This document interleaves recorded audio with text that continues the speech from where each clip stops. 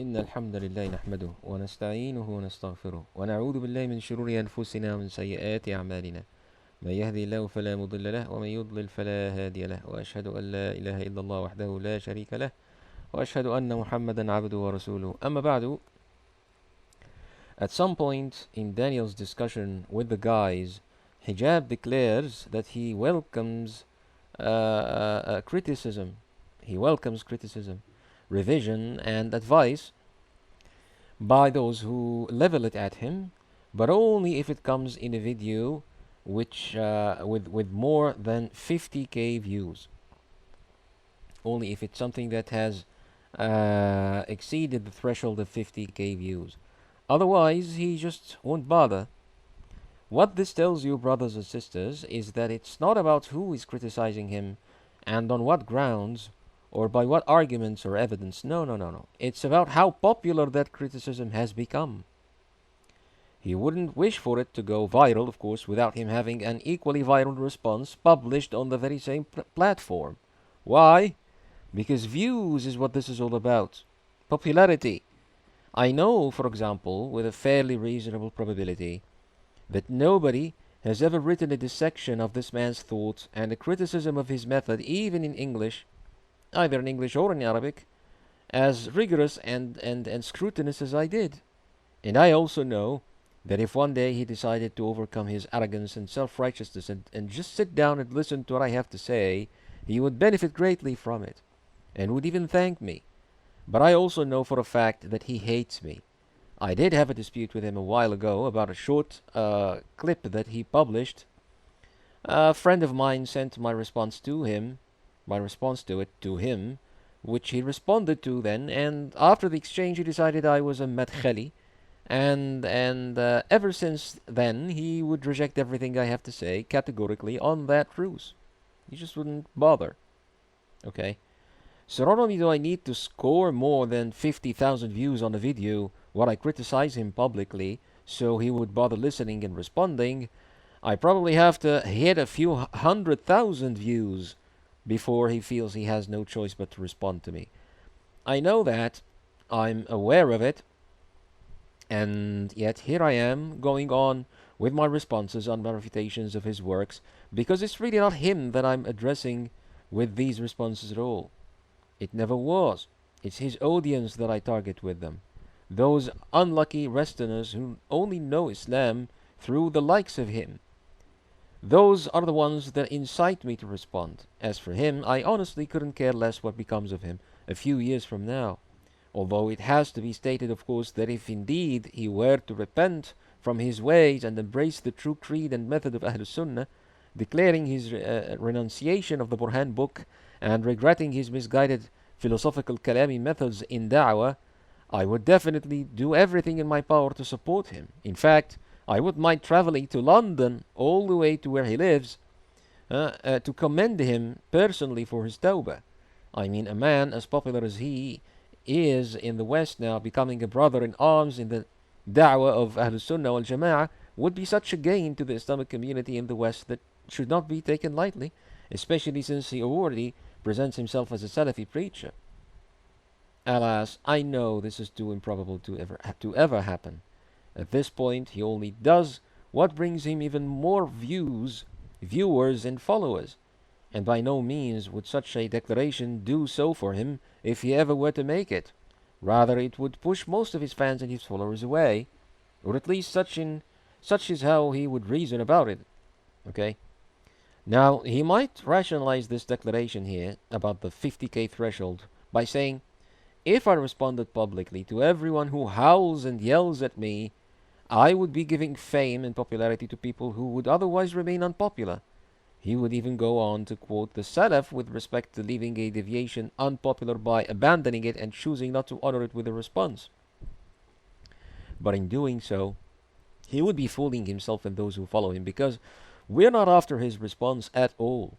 That's not why we do this. In fact, I wouldn't want him to respond at all, because if he did, then it would be a fallacy-packed, falsity-driven refutation, and then I would have to fix a damage that he did to the way his audience would receive my responses to him, a damage so wide that my own platform couldn't afford to fix it.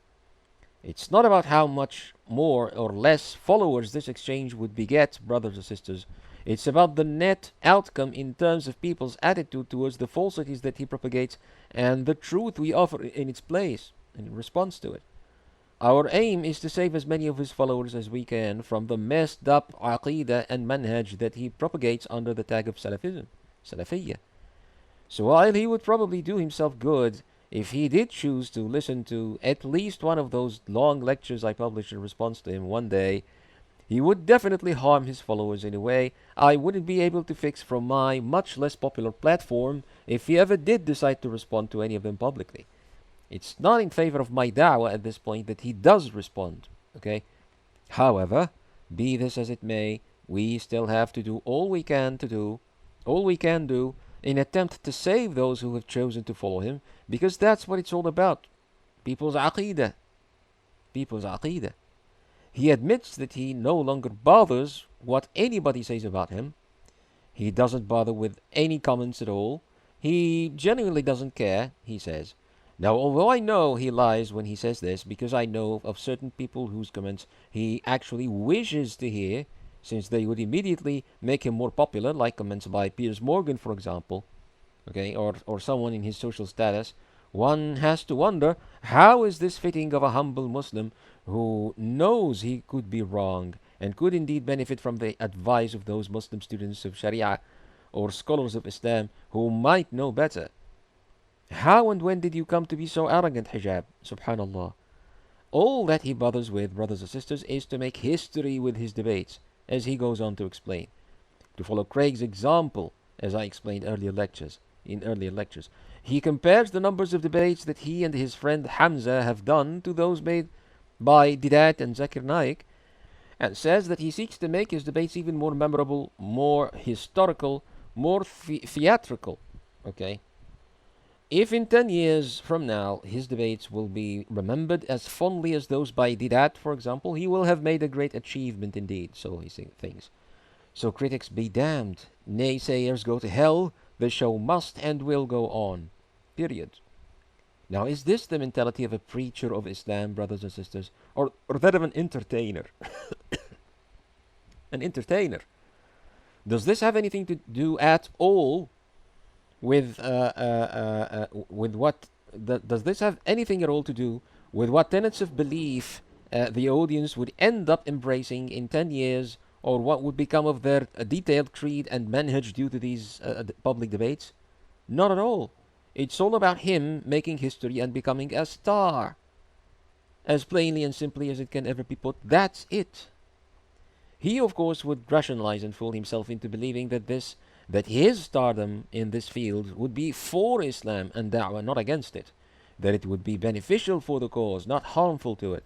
But that's a trick that every actor, dancer, rock star, or TV showrunner knows how to employ to fool himself into believing that it's all for the greater good.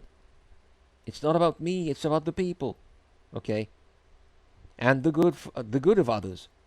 Taylor Swift, for example, takes pride in news about her that declare that her latest tours have benefited the British economy. Okay? A great news for her, of course. And now she stands justified in continuing to bare her flesh and suck her fans into her charms and the music that she dances to, making history for herself and for everyone involved.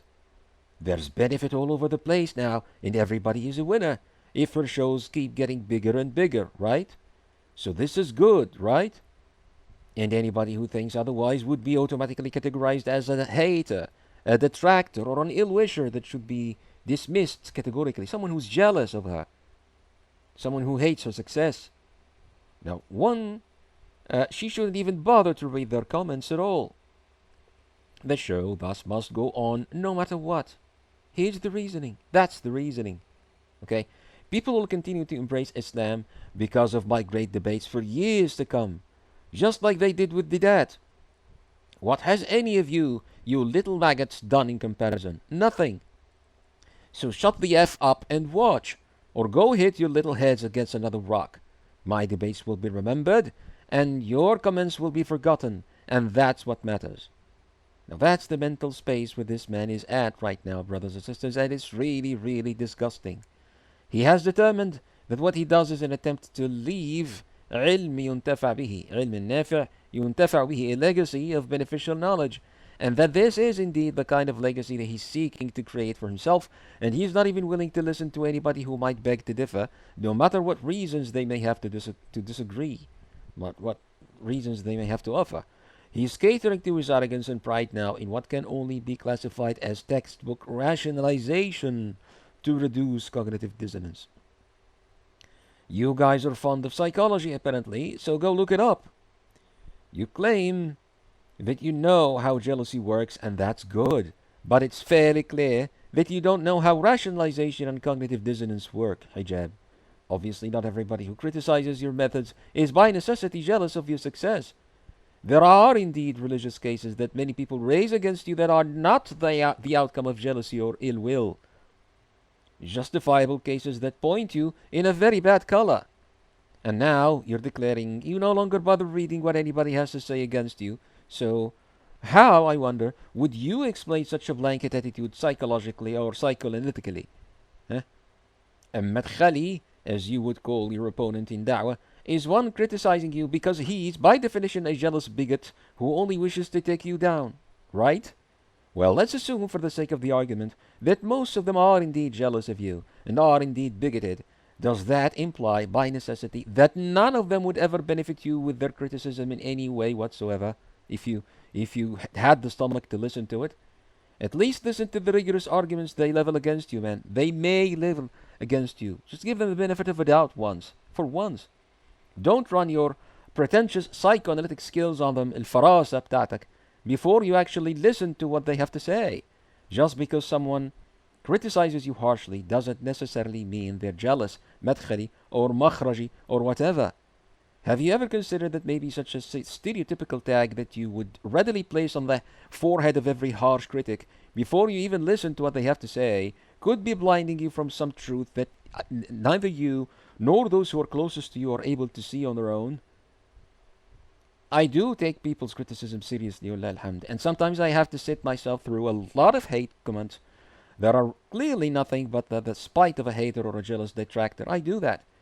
Of course, my share of that would not be as huge as yours, Hijab, considering the difference in popularity and all, but I do have my fair share of those, of such comments nonetheless. Yet I can, walillah alhamd, and I do tell which from which. I bother enough to do that. I still listen to what people advise me with, no matter how harsh it may get, because I know I could easily go wrong any time of the day. I urge my brothers to correct my mistakes if they find them, if they find any, because I know I need that. We all need that all the time, and we should be thankful to those who help us with in such a manner. Nobody's infallible. It must be known to every student of Sharia, كل طالب علم, and every da'iyah, that if he quit doing that, if he quit listening or bothering to listen, or if he started to feel he no longer needs anybody's advice, if he quit seeking it out, then that can only be a sign of arrogance. كبر واستعلاء, نسأل الله العافية. A sign that Allah has turned him away from depending on Him, subhanahu wa ta'ala, and left him to depend on himself instead. وَكَلَهُ لِنَفْسِهِ, نسأل الله السلامة. Every student of Sharia should pray to Allah with earnest and true sincerity that He never lets him go to the place where hijab is right now, where hijab is at, or feel about himself like he feels. سلمنا الله وإياكم من الكبر والزهو بالنفس والعجب. The man is so full of himself in a way I've never seen before in a self-proclaimed da'iyah or student of Sharia. Honestly, who do you think you are, man? Seriously, who? I mean, because if none of those fellow preachers you surround yourself with are concerned in the least with your bloated ego and your ever-growing narcissism, and if none of them have ever advised you against it, then they're all keeping you company for the wrong reasons, man. They're all keeping you company for the wrong reasons. They are not to be trusted. صديقك من صدقك. Your true friend is the one who is truest to you, your mirror. The one who would really grab you by the shoulder away from everybody else and tell you in all sternness and firmness to stop for a minute and think about where you're going. Not someone who would hear you boast about your skills and abilities in such a despicable manner and just nod and smile along like those two guys did. You might think that you're doing something that is permissible, even commendable in Islamic law, but in reality it's not. It's not. You might even think the dispute is permissible in Sharia about that thing, but in reality it's not either. The problem with your hijab is not just that is not just that. It's not just some يعني خلاف علمي scientific dispute or scholarly dispute. The problem is that you're no longer willing to listen to what the so-called madkhalis have to say. Because of religious evidence on your side? Absolutely not. If indeed you can show verifiably that they are all blind followers of Rabi' al-Madkhali, then by all means enlighten us. But to this day, you've never done that. All we get is comic book style bullying and name calling.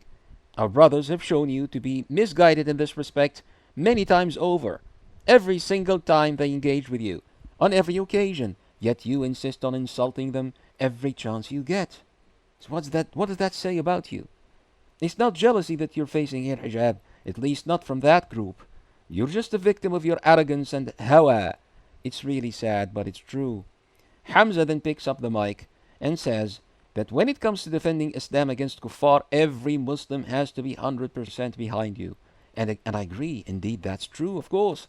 Everybody should support you, every Muslim should support you. However, when a Muslim preacher or student of Sharia, talib ilm, is being harsh to you guys, or even attacking you openly such that your followers would stop following you, then it is still possible, at least in the realm of possibility, that they might be doing this for your own good, as well as for the Muslim community you're addressing. I've been publishing a number of lectures thus far in explaining what is wrong with your methods and your beliefs, the two of you, Hamza, and I do believe that if at least 10 of the people following you, taking their beliefs from you guys, decided that they will no longer follow you because of one or more of those lectures that I published, then I will have done you a great service, brothers. I will have supported you against the kuffar. You will be thanking me on the day of judgment, because the more Muslims follow you on your deviations and innovations, the worse it is for you on that day, and the more victorious the kuffar would be against you in the overall picture. Okay? I really and truly wish that Allah guides you to the proper creed of Ahlul Sunnah, the Orthodox Islam as you like to call it, because I'm sorry, brothers, but that's not it. That's not it. The cocktail creed that hijab has invented for you two is not Orthodox Islam. You need to listen to as detailed a criticism of many of hijab's beliefs and methods as you can, Hamza, if you really wish to see that for yourself. And you need to be willing to take it with a grain of salt, as harsh and hot as it gets at some points, because what we have to show to you in this respect is not a matter that can be explained in a tweet or over a passing comment or in some 10 minutes YouTube video of the kind you guys are used to getting from your criticisms, from your critics, or the people who criticize you. The issue is way deeper than that. I've published several lectures in criticism of hijab's methods and beliefs thus far, and I'm not even half the way through with his book, the Burhan. So at least give us the benefit of a doubt that we really want what's best for you too, and sit down to listen to us long enough for you to get why we're taking the pains of doing that much work in your criticism. We're not wishing you ill, brother. I swear to you, we're not wishing you ill. Absolutely not. We're observing the Prophet's commandment here.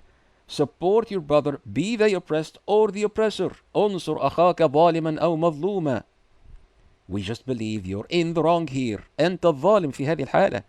And we have good reasons to think it. We never wish for you to lose a debate, Hamza. We're just trying to show you that you're actually losing them no matter what you do. You're in a losing position for da'wah. Haqiqatju then proceeds to spit some of his own vile against those he calls madkhali bootlickers. شيء قميء والله. In a way that always shows you that that's what this entire stream was all about after all. The madkhali scarecrow. Once you've gathered every criticism you get for your manhaj, for your methods and details of your aqidah under one canopy tag and demonize that tag, turn it into a huge straw man, then you could easily dismiss it wholesale and just move on like it's not even there. Alright? It's all just hate and jealousy from those evil people. That's it. You think I'm an innovator? You're a madkhali bootlicker. You think you're mixing the Salafi? You think we're mixing the Salafi creed with the creed of Asha'ira, Mu'tazila, and Ibn Sina and the likes? Mixing the Salafi manhaj with that of Khawarij and the Salafi tradition of Da'wah and Jadal with the Kalami tradition? You must be a Madkhali bootlicker. End of story. Of course you are. You have to be. What else could you be? Yeah? Say whatever you want then. We got you. We've exposed your agenda. We know what motivates you. All of you. We know what drives you. We know what you're all about. And we just don't care what you have to say. That's it. Bootlickers. Madkhali bootlickers. Listen to Hijab and Hamza, especially Hijab, as harsh as he is in criticizing and making fun and insulting Madakhila.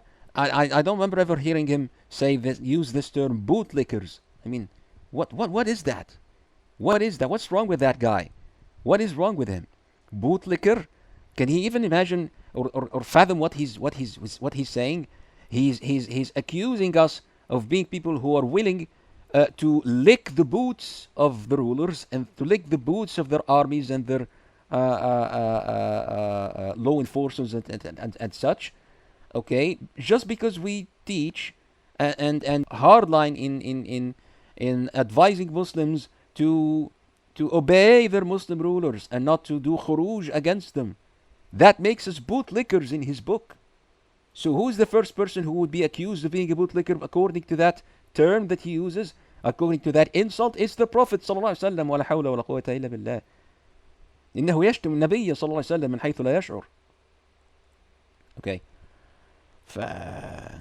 So that's in any case that job that he's doing here. That whatever you do, whatever you say, we know that you're a madkhali and you're a bootlicker and you're so and so and so and so, and we're not going to be listening to you. That's straw manning at its finest. Textbook straw manning, straw man fallacy. Okay? It's too easy to raise the claim that madkhalis dedicate their entire lives to tearing down other du'at and trying to create divisions and splits within the Muslim community, not based on halal and haram, but based on their nitpicking, based on their innovative so-called aqidah that they got straight from the CIA, basically. That's what their whole mission is. Okay, that's what their whole mission is. It's so easy to make such a claim, such a bold claim. It's so easy. Everybody can do that. But I challenge you, Daniel, to do mubahala with any one of the so-called madkhalis on these three claims here that you've made. Mubahala. أتحداك أن تباهلنا على هذا. That we dedicate our entire lives to tearing down other dua. That's A. And B, that we seek to divide the Muslim community. That's our mission. And C, that we've taken our so-called aqidah from the CIA. Would you dare do mubahala on any of these three claims, Daniel? You wouldn't. You couldn't. You know why? Because you know that's not true. You know that when we criticize those people who criticize, we're not doing that just to tear them down, and that we don't work for the end of breaking down the Muslim community. And you know for a fact that we don't study aqidah at the CIA, or at least that you have no means to prove any of that. So why is it okay to call madkhalis bootlickers, CIA agents, and basically kuffar, munafiqeen, murtaddeen, since that's what you have no choice but to judge us with, describing us as you do? And it's not okay for us to call you and your friends mubtadi'ah or religious innovators. It's okay in your deen that Muslims go listen to anybody no matter what aqidah they teach, as long as they wouldn't be warning Muslims against particular preachers that you like, thereby dividing your community. That's it. That's his manhaj. So where did you learn that manhaj, Daniel? Okay, where do you find it in the Quran or in the Sunnah? I'm tempted to say that perhaps you learned what your so-called manhaj straight from the Freemasons, and adorned that comment with a smile like you did. I'd say it with a smile on my face, but I wouldn't do that. You know why I wouldn't do that? Because I know better. Because I know you're just ignorant innovators who have been raised on beliefs and principles you have no idea where they originally come from, and have been fooled into thinking that they actually come from Kitab and Sunnah. And I even know that while some fellow students of Sharia believe that the methods of Ikhwan Muslimin and other like-minded groups and preachers around the world have actually been built in a Freemason's lodge, literally, due to the obvious similarities in political methods, I don't have enough evidence to raise that claim, or to raise the claim that Hassan al-Banna was indeed a Freemason, or even Sayyid Qutb. Okay, it might turn out to be true, it might turn out to be so, but I cannot claim it. I cannot claim it. Why? I don't believe that, and I'm not required to believe it to show where you guys have gone wrong. I don't have enough evidence for it, so I'm not claiming it. I'm never claiming it, and I don't need to claim it to convince people that these groups are on the wrong, are dulal, have gone astray, and they're not actually presenting orthodox or true Islam like they claim of themselves. Okay, I'm not required to believe it, and I don't need it, because I actually have solid religious evidences against your evidence against your methods, evidence that I can put forth in fair detail when I address people who have chosen to follow your thought and your methods. All right, I have actual arguments in my hand. You, however, only have the bootlicker stamp, the divisive agenda, and the CIA conspiracy claims to keep people away from us. You only have the straw man. So how shameful indeed. This guy, brothers and sisters, Daniel Haqiqatju hada, wouldn't mind expressing friendship and cordiality to a Quburi Sufi who worships dead people, a Jahmi who worships a non-existent deity, or even a Rafidi who worships 12 imams and curses the Sahaba for sports, if it helps him keep his community in one piece, all happily following him and his fellow preachers. He wouldn't mind. But a so-called Madkhali, oh, God forbid. No. That's the devil with two horns. Not even a fleeting smile there. He explicitly declares doing takfir of Madakhila, or Madkhalis as he calls them, in a number of occasions, like at the foot of one of his tweets where he openly says and declares the Madkhalis are apostates or extreme deviants. Apostates. He particularly used that word, apostates, or extreme deviants, and they are some of the worst people ever to identify as Muslims. Okay, so there you have it, brothers. Apostates. We're not even Muslims in his book. We're not even Muslims. Apparently, someone taught this guy that it's okay to make any horrendous, appalling claim about a group of people as long as we see them as apostates. There's no doing them injustice no matter what you call them or what you claim against them or about them. In that very same post, he condemns us for refusing to join forces with Shia to save Palestinians.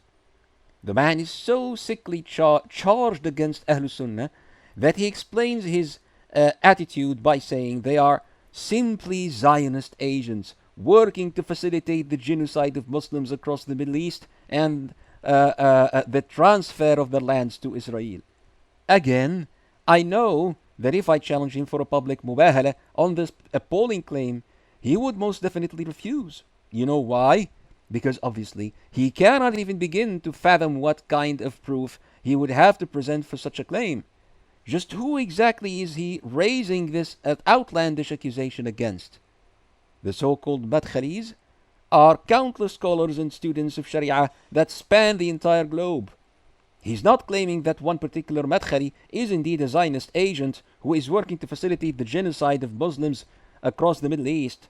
He is not singling out Sheikh Rabi'a in particular, for example, as the proclaimed founder of the sect, who built it following some Zionist agenda or something like that. No. He's raising that claim against every single one of them. Everywhere. They're all Zionist agents. What is that? I mean, what is that? When the Quburis of the previous century wanted to defame Imam Muhammad ibn Abdul Wahhab rahimahullah, they were reasonable enough to only accuse him in particular of being a British agent who had an agenda given to him by the British intelligence to destroy Islam from inside. They concocted a famous ridiculous story about a particular British spy, a fiction about Mr. Hemfer, they called him, who contacted him and assigned him with the mission, gave him money and stuff like that. They never dared raise the silly claim that every Wahhabi was indeed a British agent himself, working on an agenda to destroy Islam. They never did that. This guy, however, finds it quite easy to adopt such a an outlandish claim. Simply Zionist agents, he says. Simply قاتلك الله يا أخي قاتلك الله صدق القائل بأبي هو وأمي إذا لم تستحي فاصنع ما شئت. The man can't even begin to imagine the magnitude and the scale of his claim. He rather finds them so simple to make. It's so simple to make such a claim. Simply, he says. There's not even the slightest chance that maybe some of those madkhalis are taking that stance against the Shia for the sake of safeguarding Muslims' beliefs against an infusion with the Ja'fari creed. No. It's Zionist agenda all over, everywhere. No way around that. How on earth would any man in his right mind level such a stupendous charge without providing incriminating evidence? Evidence strong enough to make his case, to justify such a position, such an accusation. Is he perhaps receiving some form of revelation from Jibreel alayhi salam telling him thus? What is that? Come on, guys, come on. I mean, is this the kind of preacher you would trust to be teaching you the proper creed of Islam, or to be telling you what group is to be trusted with the deen and what group is not? This tweet alone that I just quoted should be enough to demonstrate what kind of an unjust, psychopathic, extremely misguided person this guy is. And that's just the tip of the iceberg here. We're not tearing people down like you and your brethren, Daniel, for nothing. We're not tearing people like you and your brethren down, Daniel, for nothing. Just listen to yourself, man. Just listen to yourself for a minute. Obviously, there's something extremely wrong with the way that you judge people, groups, and attitudes. Obviously. Okay? قال الله تعالى يا أيها الذين آمنوا كونوا قوامين لله شهداء بالقسط ولا يجرمنكم شنآن قوم على ألا تعدلوا اعدلوا هو أقرب للتقوى واتقوا الله إن الله خبير بما تعملون. You act like you've never even heard this verse before when it comes to those groups of Muslims you hate that the most. Even if you've done takfir of us, even if you're convinced that every single one of us is an apostate, is kafir, is murtad, you shouldn't do injustice to us. اسمع هذه الآية واعمل بها. This alone should be enough to alert you, your followers, that there's something seriously wrong with your manhaj. He goes on to claim that they, the madkhalis, are not actually adding anything to the field of da'wah in addressing these problems, meaning the ones that he and his friends hold those debates to address. And that's simply a blatant lie. Simply a blatant lie. And I'm fully justified in saying simply here, unlike himself. I'm not in a position where I have to prove that we do in fact have our fair share of da'wah efforts in these areas around the world, though not in the cinematic showbiz format that these people are so fond of.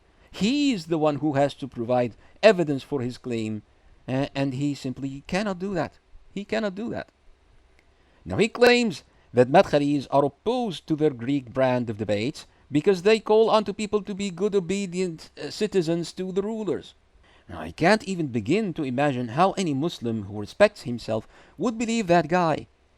Anybody who has ever heard a preacher from Ahl Sunnah speak about these two issues would easily see that they are two entirely distinct issues in their teachings. Public debates against kuffar and mubtadi'ah is one issue, and obeying Muslim rulers in Muslim nations is another issue altogether, each with its own set of scriptural evidence. We don't forbid public debates because they contradict the principle of obedience to Muslim rulers. No. الجهة منفكة بين المسألتين تماما يعني. Anybody who has ever come across an Athari book would be able to tell that. So who does this man think he's fooling?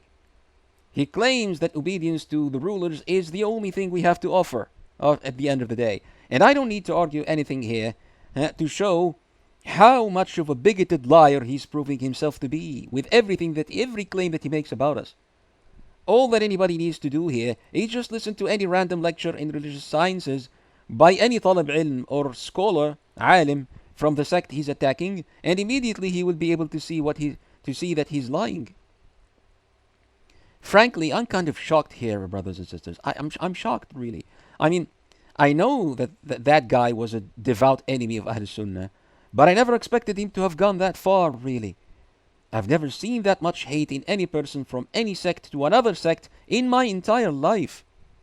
I mean, he doesn't even hate the Jews half as much as he hates us. Subhanallah. Subhanallah فعلا يعني.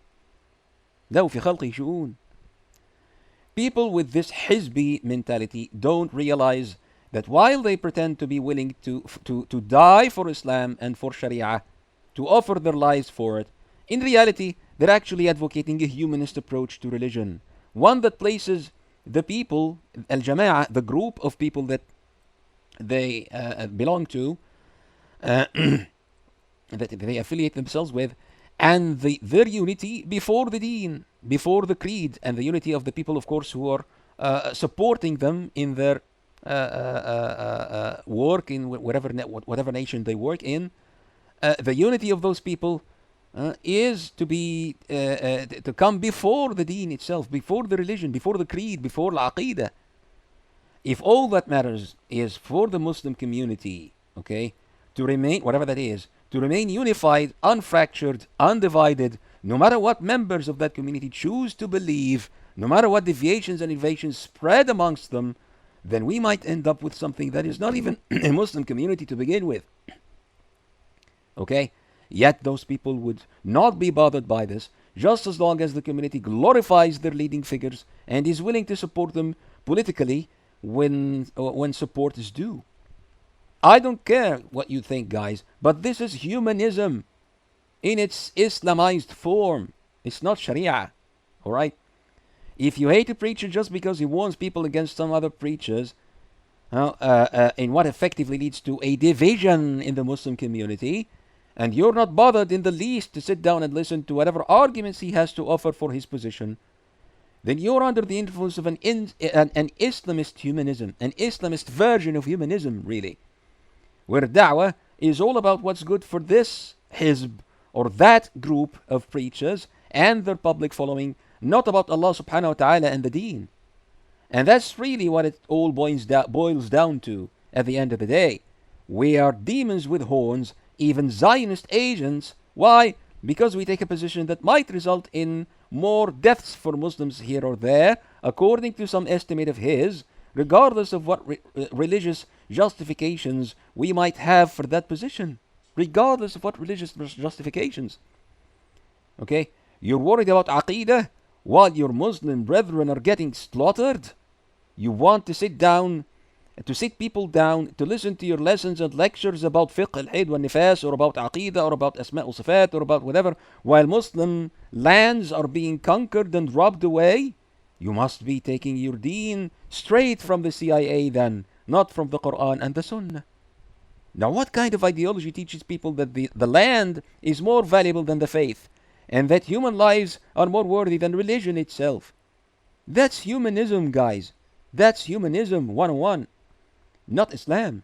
There are, of course, cases of tazahum, okay, in Sharia, where you have to dismiss certain Islamic teachings, بعض الواجبات الشرعية, for the sake of preserving yourself from death or destruction. للضرورة أحكام والضرورة تقدر بقدرها.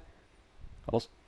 However, not all teachings and not all dangers to oneself or to the community as a whole can justify such a trade-off. One more example of such an ideology, such a humanist ideology, is seen when Hamza returns to the stream and he praises his friend Hijab for being authentic, to use his word here, authentic, in the sense that he's not perfect and he's not pretending to be perfect. Okay, who is perfect and who is pretending to be perfect? What da'iyah is pretending to be perfect? Nobody's doing that. We're just trying to adhere to the teachings that we preach to people as much as we can. Okay? We're trying not to commit any sin publicly or anything that is deplorable in Sharia publicly when we do da'wah, when we address people. We're trying as hard as we can to commit ourselves to the deen that we're preaching for. That's not pretending to be perfect. That's not pretending to be infallible. That's not pretending to be someone who doesn't make mistakes or who doesn't commit sins every now and then, or who falls in atham or ma'asi. No. That's not it at all. But listen to the reasoning that he's offering here. He's praising hijab. He's praising hijab for being authentic. And what does authentic mean? He's not pretending to be perfect. What is that? He says he's just a normal guy who makes mistakes and who doesn't shy away from being seen as such. Okay, so what? So he's relatable to today's generation because of that quality. generation of Westerners, I mean, the people he addresses with da'wah. Now, I can only assume that he's trying to defend him against the accusation he gets from some of his critics that he's indeed fasiq, mujahir bil-ma'asi, and thus should not assume the position he's assuming as a role model for the Muslim youth. People should not be following him for this. That alone should be enough to keep people away from him. Now, there's a difference between someone who's working hard to avoid all haram deeds, al-ma'asi, and someone who's not really bothered by certain types of haram deeds at all. And then there's someone who thinks that it's best that people see him commit these deeds publicly every now and then. Best for the da'wah that this be the case. What is that? I mean, the man is not only unbothered by his public faux pas, he's finding religious justifications for making them part of his style as a preacher. They make him more relatable to his Western audience, he would argue. And that's a distinct innovation in and of itself, brothers and sisters. A distinct innovation. Bid'ah. Mustaqillah.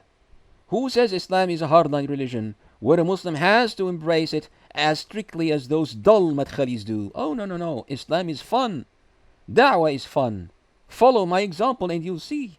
And indeed, you can see him acting as a clown sometimes in some of his videos, just as the audience would like him, just so the audience would like him better. Okay?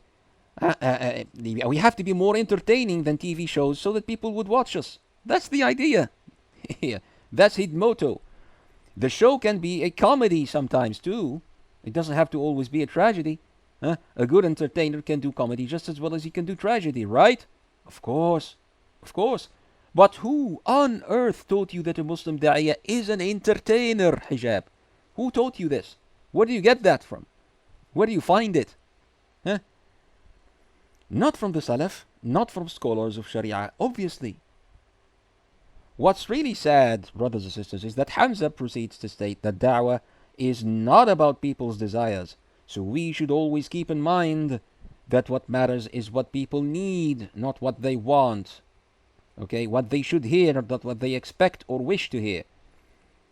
Now, we shouldn't be slaves to the algorithm, or what, or was it prostitutes to the algorithm, or something like that. I'm not sure. I mean, he meant that we shouldn't be all about the reach and the number of followers, okay, that our platforms give us, because just as quantity matters, so does quality in the faith and religiosity of those who accept our da'wah. Now, I couldn't agree more. Of course, all this is great, and you're absolutely right, Hamza. But in practice, brother, you're not really as committed to that Allah-centric principle you speak of as you like to think. The very method of Greek debates that you're championing in this stream is inherently humanistic in its social drive, in ideology and cultural context. It flies in the face of that principle, the Allah-centrism, rather than serves it. When you accept to give your atheist opponent an equal amount of time to offer his case and preach for it and defend it, to the an equal amount of time to the amount that you'll take in offering your own case, then you inadvertently give the message that these are two major propositions that stand on equal intellectual grounds, equal intellectual footing, with both having an equal chance of being true or false, and the representatives of either of the two propositions has an equal chance of getting people to follow them rather than their opponent. This Greek democratic setup is fundamentally humanistic, Hamza, because it's designed to let people from all faiths and belief systems enjoy equal rights to public exposure and publicity of their beliefs and to free speech. All right, let people discuss, and whatever people decide, that's what will go. Whatever it happens to be, whatever people choose, that's what the law will be like. That's what the order will be like. That's what the nation will be like. Okay, in terms of values. All right. In such a setting, it doesn't matter for a minute what people end up believing. It doesn't matter. It doesn't matter. Everything's equal. What matters is that they end up agreeing not to quarrel or draw arms against each other in the name of faith and religion. That's what matters. That's what that design is for. All right. Let's agree that whoever wins the debate and gets people to follow him will have the right to social authority and thereby political leadership upon the masses. no matter what the source of his beliefs and views might be. All right? Just like when Constantine decided to settle the quarrel of all the Christian denominations that were underneath him in his empire, he just invited leaders of these sects and denominations to an open debate, an open discussion that lasted for a few days in the Nicenian Council, and he told them, whatever you end up deciding by the majority of votes, that would be the religion that every one of you will have to follow, and everybody else will be exterminated. I will not allow for any other denomination to exist on my land apart from the one that you guys will end up deciding from this debate. That's it. That's it. It's a method of getting people to agree to whatever they end up agreeing to, no matter whether it's true or false, whatever it is, and set the law upon that. Okay, it's a democracy. And that's why democracy is wrong in principle, brothers and sisters, because it's relativistic when it comes to values, when it comes to moral values, when it comes to truth, when it comes to truth and true claims and truth claims. It's relativistic. It doesn't care what the truth is or where the truth actually comes from. It doesn't care about that at all. It's not designed for that end. It's designed to get people to agree to whatever it is they end up agreeing to. Whatever it is, whatever it happens to be. Just agree on something. And when you agree on that, then you will all submit to it. No matter what you believe, you will all agree to submit to its rule. You'll all agree to submit to its law, to its order, to its social structure, whatever. That's democracy, and that's how democracy is designed. Okay, let's agree that whoever wins the debate and gets people to follow him will have the upper hand, will have the right. كلمة الله لن تكون هي العليا إذن وإنما ستكون كلمة الفائز.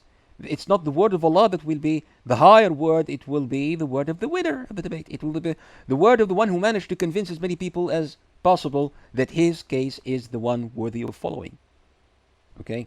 Let's agree that whoever wins the debate and gets people to follow him will have the right to social authority and thereby political leadership upon the masses in the nation, no matter what the source of his beliefs and views might be.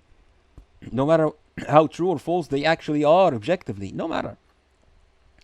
Okay, and if you fail to make your case and to win the masses to your side while your opponent succeeded, well, you have to concede now. You'll have to concede, you'll have to submit. No such thing as objective truth here. Nobody is superior here. It's just opinions, and people are trying to make cases for them, to propose them, to convince others that they are on the right side. Now, all doctrines are of equal merit in this sense. This is what those debates are designed for, Hamza. This is what those debates are designed for. And I've spoken in lengthy lectures on that. Okay? They're designed to absorb all doctrinal differences and to dampen them down on a social scale, not to allow the truth to dominate as it should, no matter how many people hate it. All faiths and belief systems are equal and should be treated equally, because what matters is human happiness and satisfaction at the end of the day. In a religiously diverse society here, in this life, not in the afterlife. What matters is people living happily in this life. Who cares about the afterlife? We don't care. We're talking about how to get people to live happily in this nation now. Okay, with as many faiths and as many belief systems as they may embrace, as many sects as they happen to be, we have to come up to a conclusion. We have to come up to a some code, some agreement, some contract, social contract that will make them live happily and in a satisfied life, a life that satisfies everyone in this community, no matter what they believe, no matter what their religions teach them, no matter if any of these religions may indeed be true or the truth, or no. That's objectivity is out of the picture altogether here. Okay, the hereafter is out of the picture altogether. Okay, you want to satisfy the desires of your group or your religious community to see a champion of their faith achieving some heroic victory over people from opposing faiths? Fine. Then let's hold a public show, something like a theatrical play or some sort of sports competition or sport event like the Olympic Games or something like that, where a spokesperson for each of the two communities proposes his case and tries to show why he thinks it's better than his opponent's case in equal time frame, then defend his beliefs on equal footing and equal measure, and then let the audience decide. Let the audience cheer whomever they choose to cheer. That's it. It doesn't matter what the audience ends up believing, or how many people get in or out of this religion or that creed because of these debates. What matters is that everybody would be entertained and satisfied with the show and go home with the illusion of having achieved something for their faith, something big. And if indeed it results in more people leaving your religion than joining it, then hard luck to you, bro. Maybe you could do better on the next show. That's how it goes. Okay? What you get, Hamza, is out of all this is not a community of Muslims who are safe and secure about their religion and their beliefs, but rather a community of people who are constantly bombarded with all kinds of beliefs and debates and the arguments for them all around. People who might get kicked out of Islam any day just as easily as they got kicked into it. People who might literally go to bed every night with a different religion and a different creed. What kind of a community is that? That's the community you're seeking to achieve here. You're welcoming here. Okay? It's an opium, guys.